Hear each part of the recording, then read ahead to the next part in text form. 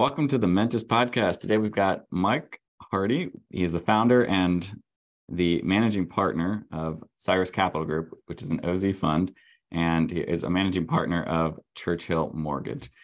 Thank you for coming on. Nick, it's a pleasure to be here. Thank you for having me. Yeah, so Mike, you have a tremendous amount of experience. You lead a team that does over $100 million in loan origination a year.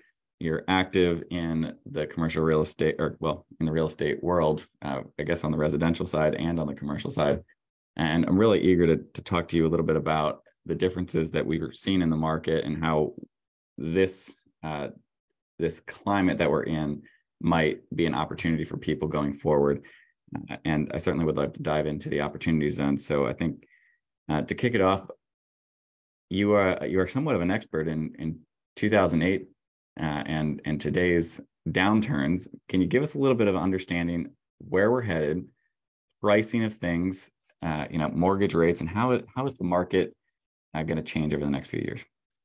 Absolutely. Yes, I do. I actually have many hundreds of hours into looking at specifically the difference of where we are today compared to the 08 era. It's kind of a passion of mine. So a little bit of a labor of love.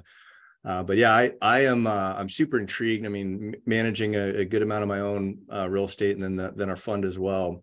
And so getting as close to a crystal ball is important to me. And I think that there's a saying I like, which is, I think it's Mark Twain. It's like history doesn't necessarily repeat itself, but it very much rhymes. And so we need to look at what's happened in the past. But there was such a run up in residential real estate, and then obviously a major correction. There for a while, it's starting to dissipate a little bit, but there's not by any means gone. There's a lot of thinking that because there was such a run up that same thing has to happen again.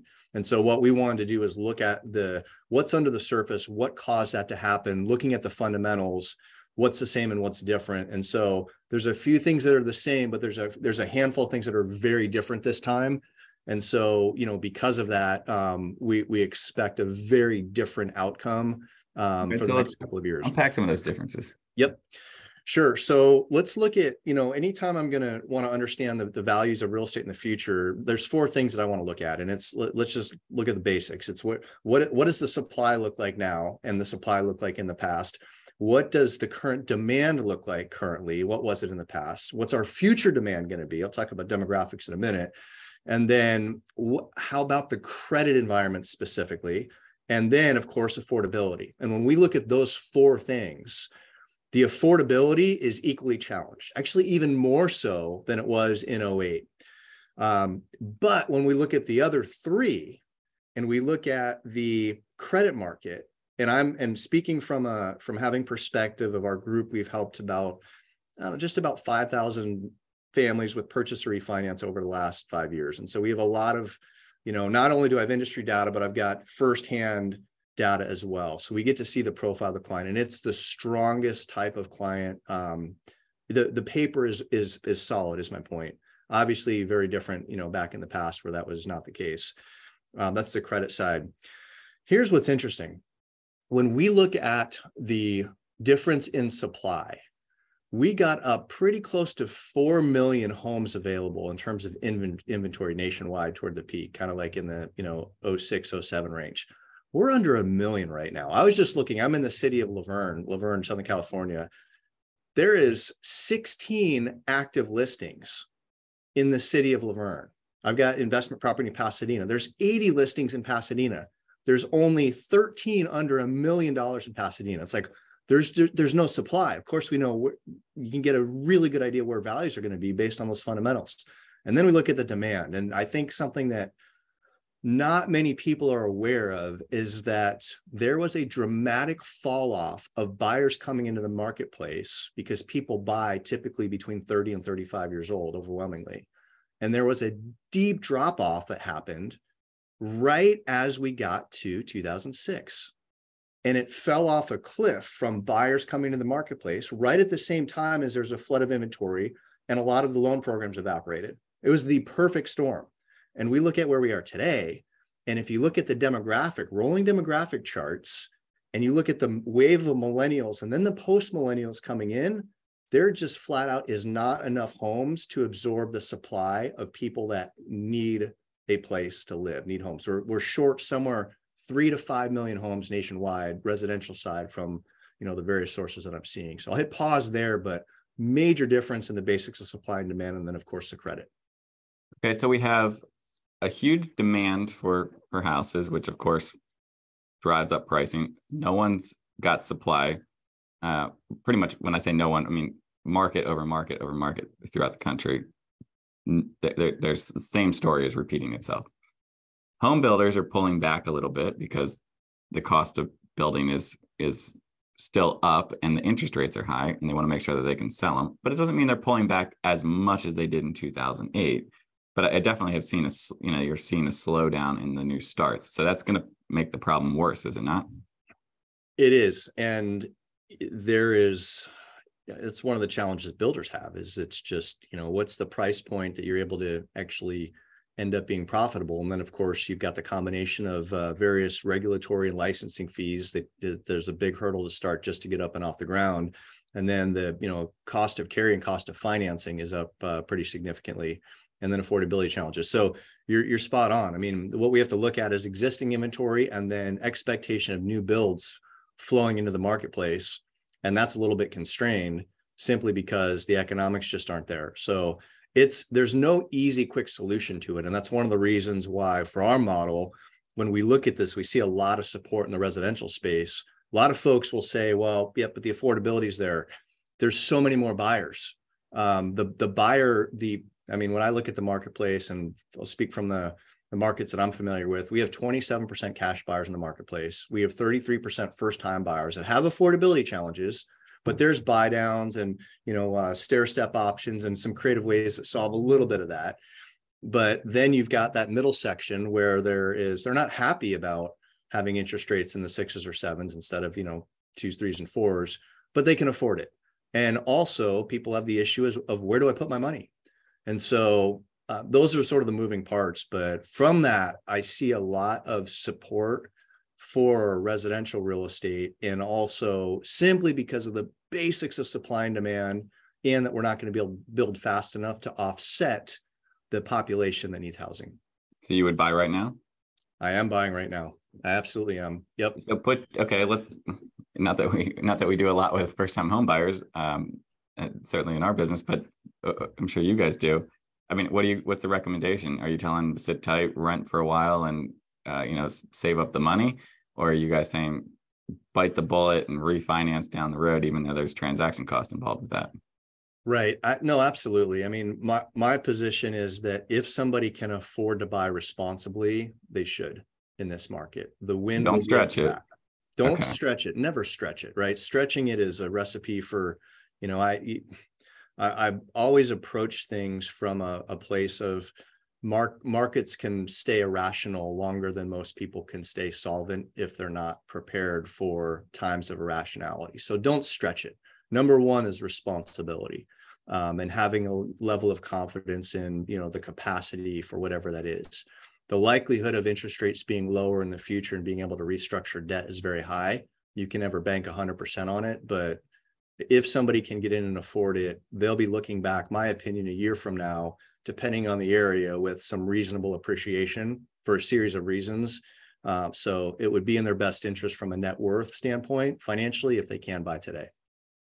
Okay, so you can't buy, feel like you're getting ripped off by the landlord who has to increase rent because they've got increased borrowing cost, and you get into this nasty cycle. I mean, I think there's a lot of people who are frustrated that they can't get ahead, even the ones who are making good decisions with their money. I'm not talking about the people who could, take a little haircut on how much they're going out to eat and on vacation. I'm talking about the person who's responsible, did the right thing, and is just really not able to get over the finish line.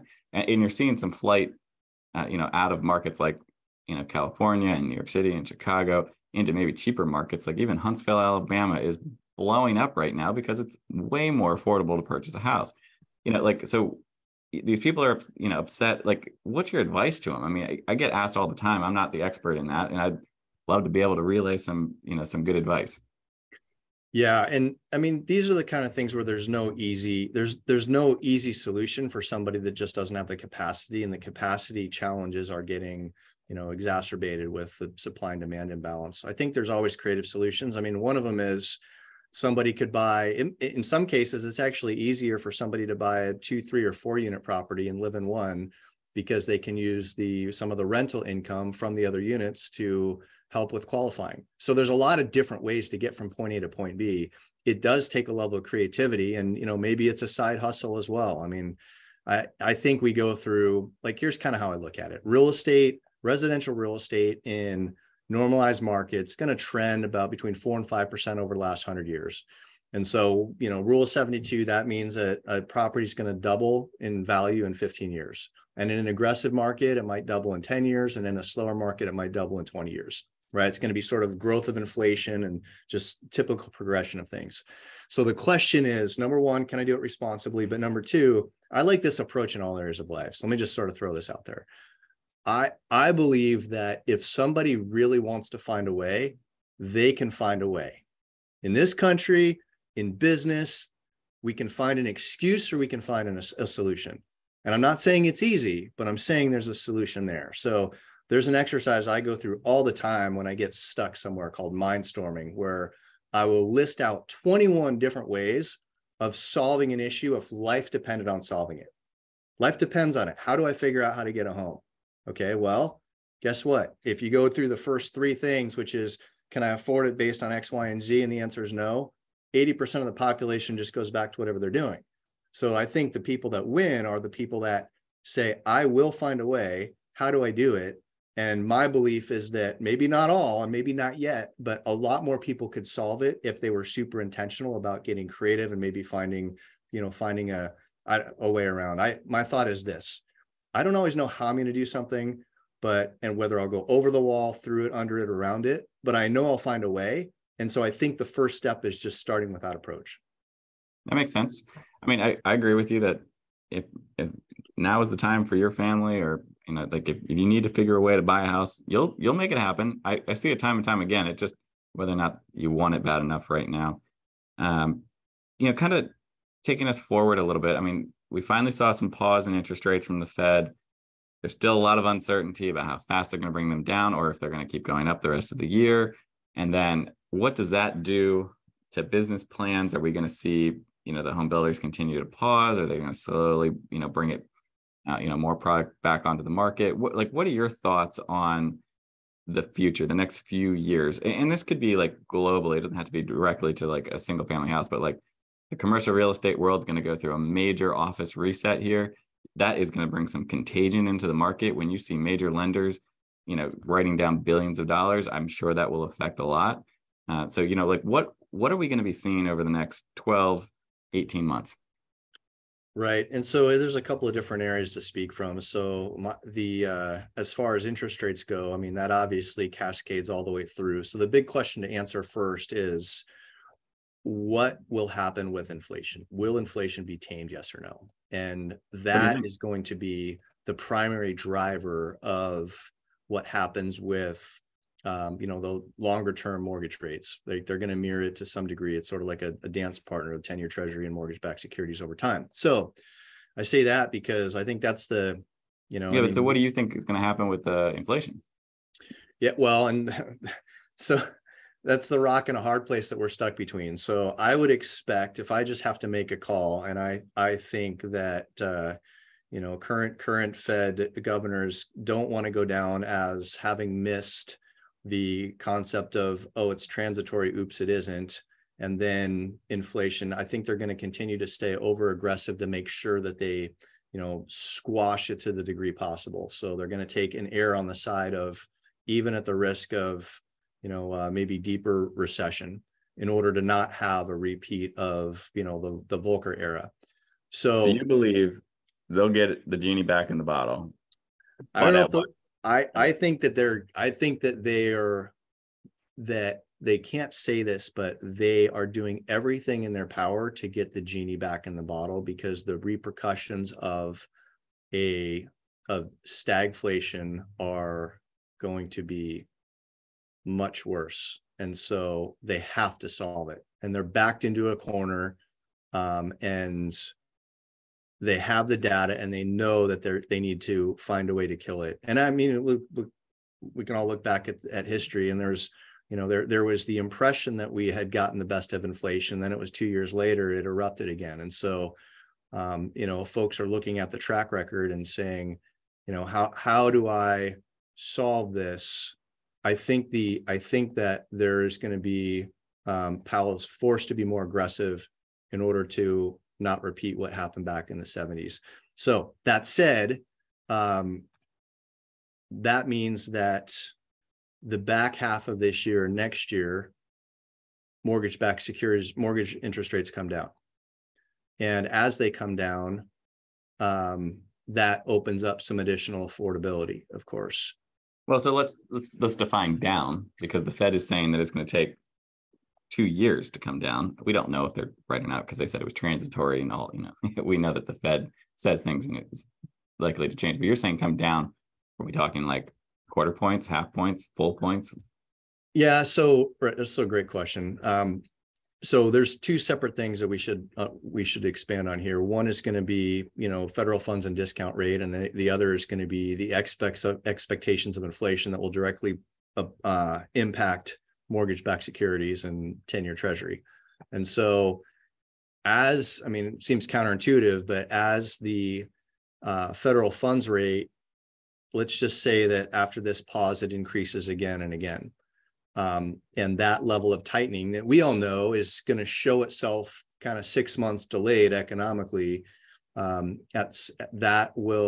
market then will say we are getting in front of inflation, and longer term rates will come down at that point. So if you're asking me where I think they're going to be, I think that we end up seeing, instead of being in the 6s and 7s, I think we're 1% lower 6 to 12 months from now in terms of mortgage-backed securities, which is the area that I know best.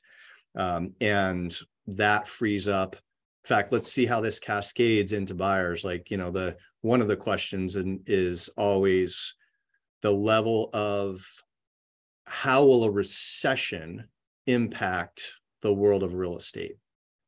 Like, what will a recession do from a job loss recession? And one of the things I don't think most people realize is that, let's just say that there is a recession and there's another 1 million people that are unemployed.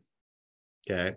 If there's a recession, and recessions are of course deflationary by nature, what happens to interest rates? Well, interest rates are going to be lower through a recession. And if every 0.25% that interest rates come down, I'm talking long-term bond, not federal funds, but every 0.25% that interest rates come down, you open up about another 1.25 million people that can now qualify to buy that couldn't qualify before. That's the lever. So we could end up with 5 million more people that are able to afford a home with rates 1% lower, even if we have 1 million people that are unemployed, right? So that's the reason that usually if you look at real estate and you look back over the last 6 to 8 recessions, real estate has moved sideways to up through a recession, except for the last one, because it was a real estate caused recession rather than a recession that caused real estate to come down. That makes a lot of sense. So, what you're saying is interest rates come back down. Supply is still going to be short. Builders can't build them overnight. And you're going to have a ton of people ready to buy a house. So prices are going to go back up.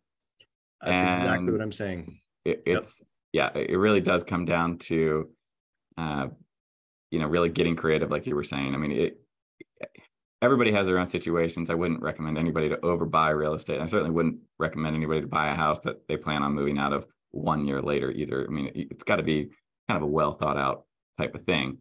I think everybody has their own opinions on good times to buy or bad times to buy. But I think if you look at everything in the long term, and this has been my opinion, especially with real estate, if you just get into the game and let time kind of take care of the rest, it usually works out in your favor. But that's at least been my experience. I'm interested to see how the next year plays out. I agree with you on the interest rates. They're probably going to have to come down precipitously over the next 12, 18 months, as some people probably are no longer employed.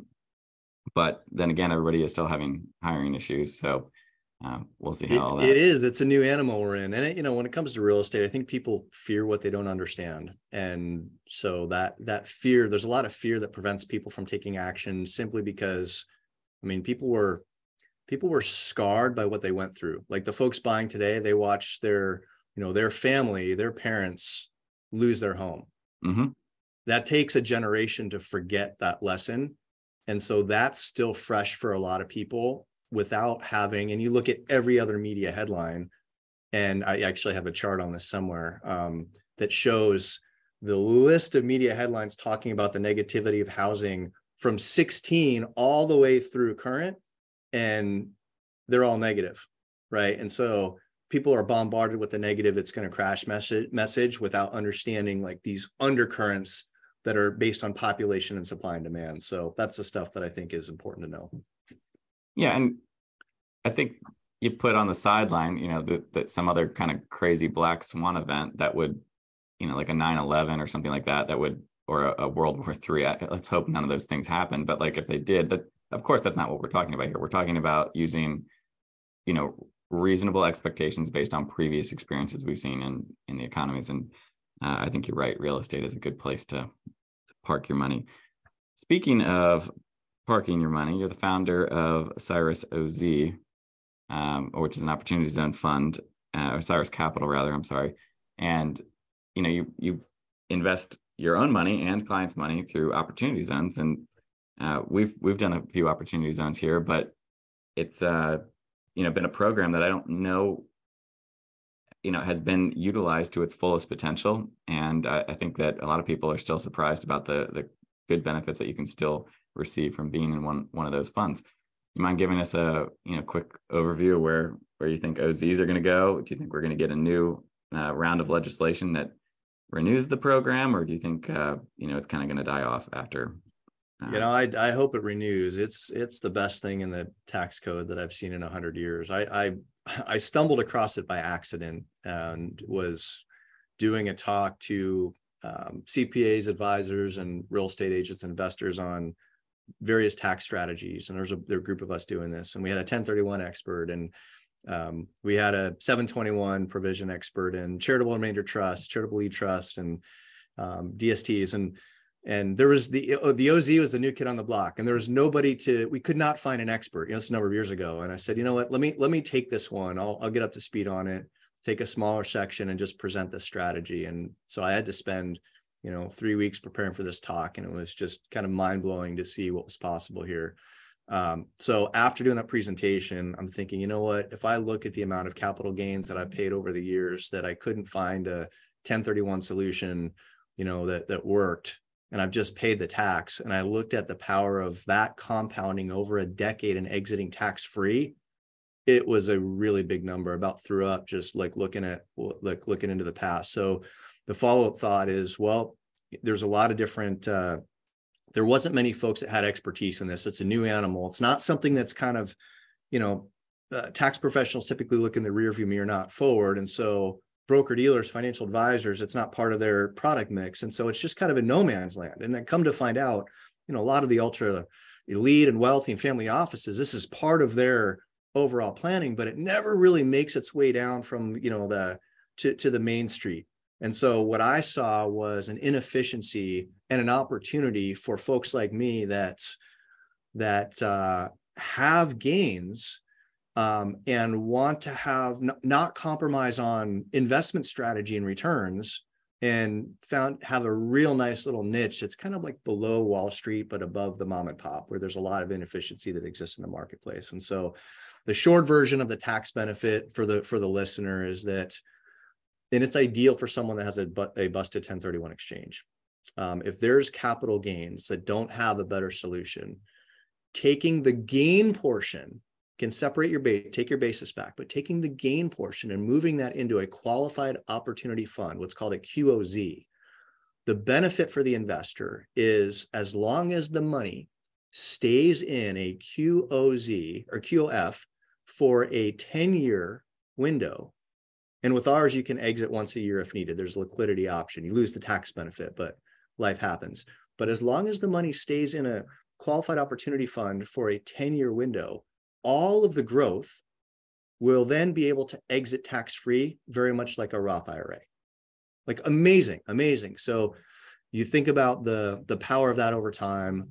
And I mean, I'm kind of a simple guy with these things. Let's just look at, again, rule of 72. If we're running better than this, but if a fund runs 11.6% over a 10-year window and someone has $1 million gain, that will then turn into a $3 million tax-free exit, right? So you have to look at the equivalent return you'd have to get if you're paying tax along the way. And that's a number that most people are not anywhere close to willing to take the risk, for where those returns are. We're running 13.5% annually, even through the downturn. So our track record's strong, kind of because of our niche. But that's the benefit of the OZ, is best thing I've ever seen. Compounding growth, tax-free exit. And then, to put it into like a number, we've heard like 3.5% increase in overall return on average. And this is across everybody, by investing into the opportunity zone funds. So like if you are projecting a 13.5% IRR on the project, because of the tax deferments, it's averaging out to be at least 3%, 3.5% higher than that on a return. So now you're upper teens, and that's a very solid investment. And you get to leave with your money literally able to go into your bank account and not pay a single cent in taxes. It's unbelievable. It's unbelievable. It will sunset in 2026. So no new money unless there's an extension, and jury's out on that, but unless there's an extension on this, no new money will be able to be contributed after 2026. And so now, and if money's contributed now, you still get to delay the taxes that you pay on the initial investment until 2026. I believe you get a 10% discount on those taxes when you pay them in 2026. That's right. So the 10% step up in basis, there's initially a 15 and there's a 10, and that's no longer on the table because it needed to be, there was a window of time for that. So the step up in basis of 10% is no longer on the table unless it's extended. I'll have to think back through how this works. But you're right. The tax is due. The capital gains tax is going to be due April of 2027, right? Whenever you're paying the tax for the 2026 tax year. So what we've set up, I mean, I'm an investor at heart. So this is set up really to solve the pain and the problem that an investor has without compromising on return. So how do we maximize what's allowed in the tax law and not compromise? So we've set up the ability for an investor, if needed, to do a margin loan against their account in 2026 to pay that tax in 2027, up to 20% of their initial contribution. So $1 million investor, let's just say that their tax is $200,000. They, like most people, I mean, common sense would dictate that if you have the outside liquidity, pay the tax on that side because you've got the compounding growth you're taking off the table. But as a point of flexibility, if somebody needs the liquidity, they can margin to 20%, wash loan equal crediting rate. So it's a net zero to the client, take the 200,000 and then pay the tax bill at that point. Uncle Sam gets his check and then the investment continues to grow.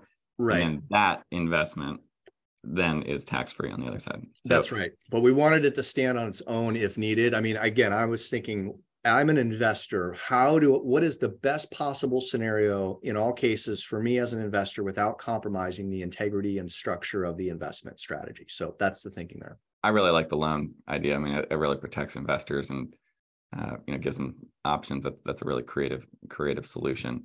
The piece for the opportunity zone that I've seen some pushback on is, you have to go to tertiary markets, or maybe it's not as good of the quality investments. And I think there is some benefit in seeing some of that money go to new markets, but really the investments that I've seen that have really attracted a lot of capital are of institutional grade. They're well managed, and they're delivering on their return expectations. So maybe you're not in the heart of, New York City or, in downtown Tampa or something, but you're still in relatively attractive growth markets that are, kind of placed throughout the nation. So has that been your experience as well? Yeah, it is. I mean, we're nimble enough, and part of our strategy comes from just because of being on the mortgage banking side. I have a lot of real estate professional relationships where we become known as cash buyers and can move quickly. And so there's certainly some relationship enhancement to returns because of a lot of the things we're seeing where they're not on the MLS. And so we're putting deals together, private deals together quickly. So, we all know this, you have to work through the strategy, but the money is made and the strategy is sound before you buy, and so that's been one of our advantages, is just the long-standing relationship, early looks, cash close, and then we can build quite efficiently. But that's been our strategy. So we're not willing to compromise on returns. We just make sure that our risk is very contained, and then we'll maximize the returns, and then the relationships help us quite a bit as well. But we're above some of the little guys, and then just below some of the bigger guys. That seems to be the sweet spot for us. Where are you finding your typical investor? 1031 exchange being busted is a really. I've literally seen it. I've helped somebody do it. I've literally seen that exact scenario. They got right to the end, still had a lot of money left over from that transaction, and they're like, oh man, I'm going to owe how much? And then the ability just to simply put it into an account. There's no penalties if you don't ever invest it. If you just end up 2 years later saying, okay, well, I didn't invest it, you just pull it out, then you owe the tax. But at least you got the chance to take a look at the market, and it expands that window tremendously. Yeah, exactly. I mean, there's the upside is so significant and the downside is so minimal. If someone has, that's the beauty of the 1031, is that the majority of cases, I'll use a recent one. It was I think it was about $1 million sale. There's about 400,000 of gains. Property was free and clear. Basis was, 600,000. Well, the cash has to go somewhere, right? It has to go somewhere. And so the way I look at it is there's a $175,000 right off the top loss if you just write a check and pay the tax. So it's crazy not to at least look at the strategy if there's a busted 1031 exchange. And then here's the other side. Again, most of it comes through our realtor network. There's a lot of folks where they would sell if they knew about this strategy. Oh, I'd agree with that. They don't want to go down the road of a 1031. They want to get out of property management, want some liquidity. They just don't know this exists. And in my opinion, if this were a program that would, 1031, I believe, has been around for, is it 100 years, 80 years, something a long time. Yeah. So if this has had more time to gain visibility and understanding, every person will be looking at this as a viable option next to a 1031. They should. They absolutely should. It just doesn't have enough exposure on the main street level yet. I'd agree with that. Well, some of the, you talked about the family offices and everything. They're right up to speed on all the different 1031 step up in bases. For instance, the swap until you drop, kind of analogy where basically you can 1031 until you die, and then whoever's inheriting the money gets a step up in basis, and it's a huge tax loop. It is a massive tax loop. Right. And that's why I never think that 1031 is going anywhere, because all those senators and congressmen are all using it themselves. They're all doing it. That's right. Yep. So, but that swap until you drop doesn't allow you to get some of the cash unless you're able to get into a property and refi some of the cash back out. And I saw it with a group that, was kind of doing some estate planning, and they wanted to just say, you know what, we're going to go into it probably another 10-year hold, but we want to be done after that. And this was perfect for them. They got into it, and after this 10 years is up, they'll be out, and the cash will still be there, but it'll be in in their account. So interesting to see, but of course, talk with your advisors and Talk with your advisors, and that's the ideal strategy. I mean, that's as beautiful as it gets. What if last I looked, there about 10% of intended 1031 exchanges bust for one reason or another, and so That's a pretty startling number considering how many 1031s there are. It is. It's a lot of needless tax paid, and so that's the group that needs to be looking at this. It's an ideal backup plan. Yeah, no doubt. Well, how much OZ capital are you guys trying to put on the street in the next few years? I would say another 10 to 15 million. Yeah, that's pretty good. I mean, that's just like you said, that's above the smaller players, but below some of those institutional guys that have, of course, $10 to $20 million a quarter to put on the street. Right. I back through the Great Recession, I was partner in a fund, and we bought about 120 different properties through auction and worked through the exit process. And one of the things that I learned was having too much cash is not good for returns. And so that's sitting on the sidelines that we can't deploy responsibly. So we're very intentional about kind of matchmaking opportunities in cash. But I remember at one point, other players, bigger players, started coming into the marketplace, and they were willing to buy at a price point that was well above what we were willing to buy at. And so, now we've got cash, and we did phenomenal with our projects, but we all know that if you have cash, your returns are diluted. And so what we want to make sure is that we're being efficient with cash matched with opportunities, but not taking undue risk. That's very important. My dad taught me this. I'm always more concerned about the return of my money than the return on my money. And so let's just make sure that we're being smart from a purchasing standpoint. And I would rather have cash than push money out that shouldn't be pushed out. But I would actually, best of all worlds, is to be strategic in matching cash and opportunity. So that's where we focus. Well, Mike, I appreciate you giving us some background on all that. If people are interested in reaching out to you about CYRUS OZ capital or loans, or really just real estate in general, where's the best place for them to reach you? Yeah, absolutely. I'd say best email is mike@cyrusozfund.com, CYRUSOZfund.com. And if they want more on me, MikeHardyBio.com can kind of see some of the latest projects. And of course, CyrusOZfund.com is our website. So we can put that in the notes. But yeah, I'm just to kind of summarize this. I'm an investor that realized there was a window of opportunity in the tax code to do something that could potentially be generation changing for me and for my family. And a lot of other people, I think, are in a similar boat. They just don't know what the options are. And so really that's the person we're serving, is the folks that you get to a certain point and you can do this on your own. But there's a lot of advisors. It's not all that hard. It's not. It's just kind of a step above what most people want to deal with. And so that seems to be a sweet spot investor for us. So happy to help. I've found that people who are willing to do the step above the minimum do quite well with money, but the people who just want somebody else to handle it for them, they're shocked when it doesn't work out for them. I'm like, I don't understand how you didn't put any energy towards this and you thought this was going to work out. Right. And I could get it for a small business owner where they're doing really well and they have a niche. And one of the things, I'm a recovering, doing lots of things at once. Like there's a couple things I do really well and I stay in that lane. And then I outsource and delegate everything else that's not in a zone of genius for me. So I could understand it for somebody that they have their channel. I don't understand it for folks that are just, that, like I was talking about earlier, that don't take the time to, what I think is, maximize the opportunities that exist in this country, because there's opportunities everywhere. Right. So this is a matter about, just going a little bit above and beyond can make all the difference in the world. So,